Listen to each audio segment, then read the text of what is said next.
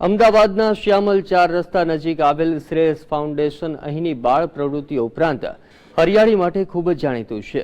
જો કે હાલ તે હરિયાળી માટે નહીં પરંતુ અહીં અપાતી હોર્સ રાઇડિંગ તાલીમને લઈને ચર્ચામાં છે।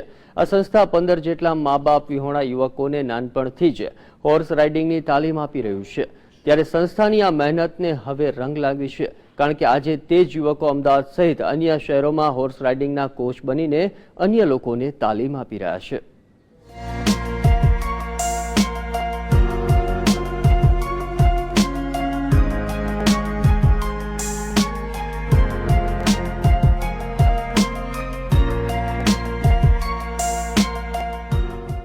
જિંદગીનો માર્ગ ગમે તેટલો મુશ્કેલ હોય, પરંતુ આકરી મહેનતથી તેને પોતાની મરજી પ્રમાણે કંડારી શકાય છે। જરૂર હોય છે માત્ર ધગશની। ફિલોસોફીના અંદાજમાં કહેવાયેલી આ વાતને અમદાવાદના શ્રેયસ ફાઉન્ડેશનના 15 જેટલા મા બાપ વિહોણા યુવકો આજે સાચી સાબિત કરી રહ્યા છે। નાનપણમાં જ મા બાપની છત્રછાયા ગુમાવનારા આ યુવકોને આ સંસ્થાએ હોર્સ રાઇડિંગની તાલીમ આપી।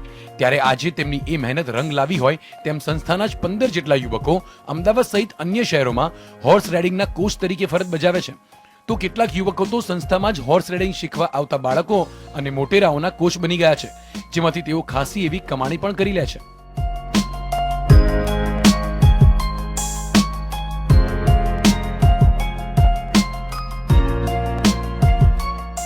હું બાલગ્રામમાં પહેલા 5 વર્ષનો હતો ત્યારથી આવ્યો હતો અને લગભગ 19 વર્ષનો થયો ત્યાં સુધી રહ્યો ત્યાં એમાં ત્યારે જ વખતે મેં બધું હોર્સ રાઇડિંગ ને સ્વિમિંગ ને બધું શીખી લીધું।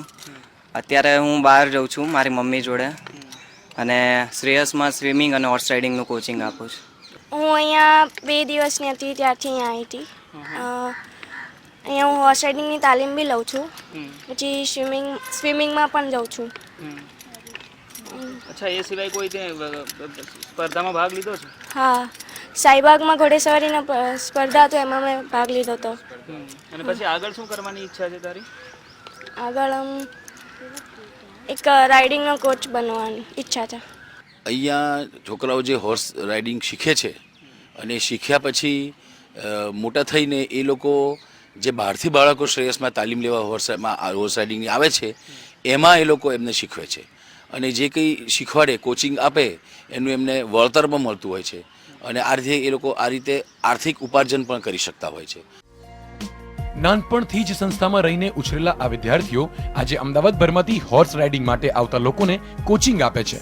સંસ્થાના સંચાલકોએ આ યુવકોને સાવ નાનપણમાં ઘોડા સાથે દોસ્તી કરતા શીખવ્યું અને એનું જ કારણ છે કે અહીંનો દરેક ઘોડો આ યુવકોના એક અવાજ માત્રથી પોતાની ચાલ બદલી દે છે। તેમના અવાજમાં રહેલા આદેશને પારખીને પોતાની સ્પીડ વધારે અને ઓછી કરે છે, જે દ્રશ્યો જોઈને કોઈને પણ કરણ અર્જુ ફિલ્મનો શાહરૂખ ખાન યાદ આવી જાય। કેમેરામેન મીત ભટ્ટ સાથે નરેશ મકવાણા, GSTV, અમદાવાદ।